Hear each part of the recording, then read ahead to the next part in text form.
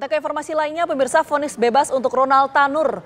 Perkara dugaan penganiayaan yang mengakibatkan kematian kekasihnya, Dini Sera Afriyanti, memantik reaksi keras dari publik.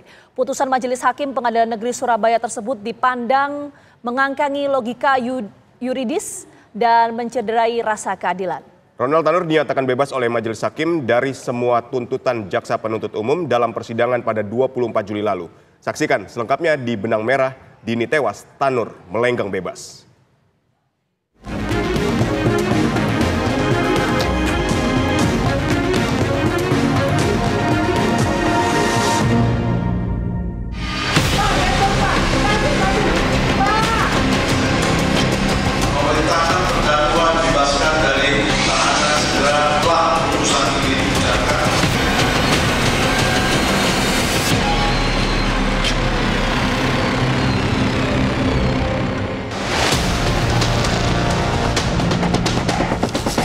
Vonis bebas untuk Gregorius Ronald Tanur dalam perkara dakwaan penganiayaan yang mengakibatkan kematian kekasihnya, Dini Sera Afriyanti, membantik reaksi keras dari publik. Putusan Majelis Hakim Pengadilan Negeri Surabaya tersebut dipandang mengangkangi logika yuridis dan mencederai rasa keadilan. Gregorius Ronald Tanur yang berusia 32 tahun dinyatakan bebas oleh Majelis Hakim dari semua tuntutan jaksa penuntut umum dalam persidangan pada 24 Juli 2024 lalu. Sebelumnya pada awal Oktober 2023 silam, video Dini yang berusia 29 tahun terkapar di tempat parkir dalam kondisi tidak sadarkan diri sempat beredar luas di media sosial.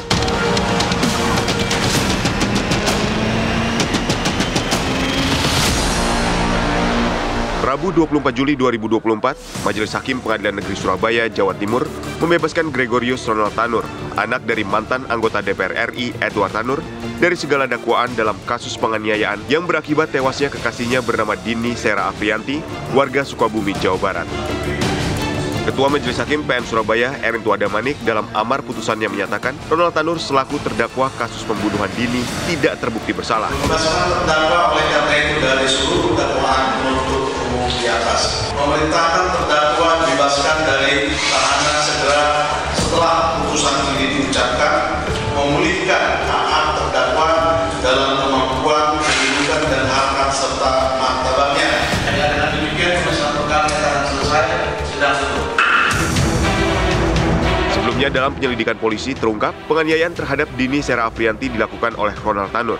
Usai pasangan kekasih tersebut menghabiskan malam bersama di sebuah tempat karaoke yang terletak di kawasan Surabaya Barat.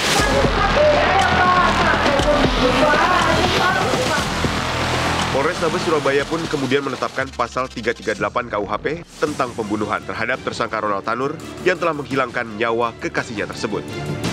Ronald Tanur juga dijerat dengan pasal 351 dan 359 KUHP tentang penganiayaan dan kelalaian yang mengakibatkan matinya seseorang dengan ancaman hukuman maksimal 12 tahun penjara. Selain itu, Dewan Pengurus Pusat Partai Kebangkitan Bangsa PKB pun sudah secara resmi menonaktifkan anggota DPR fraksi PKB Edward Tanur dari keanggotaannya di Komisi 4 DPR RI, imbas dari kasus yang menimpa anaknya tersebut. Orang sudah terbukti meninggal dan ada hubungan dengan penyiksaan. Menurut para kesaksian dan menurut dakwaan jaksa, kok tiba-tiba bebas. Nah itu semua tidak masuk akal. Kalau begitu nanti setiap perbuatan seperti itu bisa saja dinyatakan tidak bersalah. Vonis bebas untuk Ronald Tanur ini menjadi pukulan telak bagi keluarga Dini Sera Afriyanti. Kecewa, sangat kaget gitu ya dengarnya, kan kemarin ya 12 tahun penjara. Tapi sekarang tahu-tahu dapat kabar dibebaskan. Kami udah konfirmasi sama pengacara, hakimnya juga mau dilaporkan sama pengacara kami. Keluarga Dini Sera Afriyanti bersama kuasa hukum mereka pun berencana menempuh kembali jalur hukum untuk mendapatkan keadilan.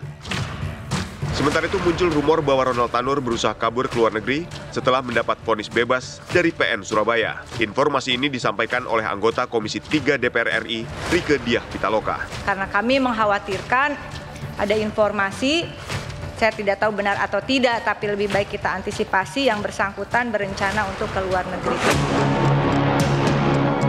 Komisi 3 DPR RI kemudian mendorong imigrasi untuk melakukan pencekalan terhadap Gregorius Ronald Tanur, anak mantan anggota DPR RI Edward Tanur. Adanya bebasnya terdakwa ini, tentunya kami sudah melakukan eksekusi kemarin pada tanggal 24 Juli, jadi pada saat dinyatakan bebas, kami langsung mengeksekusi terdakwa untuk mengeluarkan dari tahanan. Tentunya pada saat ini yang bersangkutan yaitu Gregorius Ronald Tanur sudah merdeka, artinya tidak bisa kita lakukan penahanan maupun upaya paksa untuk melakukan penahanan. Dan itu tentunya kalau kita saat ini langkah-langkah yang akan kita ambil adalah mempersiapkan untuk berkoordinasi nanti dengan Ditjen Kemenkumham ya, melalui imigrasi tentunya akan kita sampaikan cegah tanggalnya untuk supaya yang bersangkutan ini tidak berpergian ke luar negeri. Sementara itu, seorang praktisi hukum senior Saur Siagian berpendapat dalam kasus Ronald Tanur ini, bukti-bukti yang diberikan oleh jaksa penuntut umum jauh lebih kuat daripada pembelaan pihak terdakwa. Kasus ini belum berhenti di sana atau belum final, masih ada upaya hukum yaitu kasasi yang nanti saya kira hakim yang lain nanti akan menilai apakah penerapan hukumnya itu sudah tepat atau tidak. Selain itu, Saur juga menyatakan pentingnya peran media massa dan media sosial dalam kasus-kasus hukum semacam ini. Sering seperti itu, apalagi kasus-kasus yang kita apresiasi seperti ini, katakanlah ini diakses oleh publik, jadi diskursus publik. Kemudian katakanlah media yang sering adalah instrumen supaya no viral, no justice. Selanjutnya, Kejaksaan Agung mendaftarkan memori kasasi terhadap vonis bebas Gregorius Ronald Tanur di kasus pembunuhan dan penganiayaan Dini Sera Afrianti. Memori kasasi disusun oleh Kejari Surabaya dan Kejati Jawa Timur. Kasasi bertujuan untuk membuktikan apakah benar ada peraturan hukum yang tidak diterapkan, apakah benar cara mengadili tidak dilaksanakan menurut undang-undang, dan apakah pengadilan telah melampaui batas wewenangnya.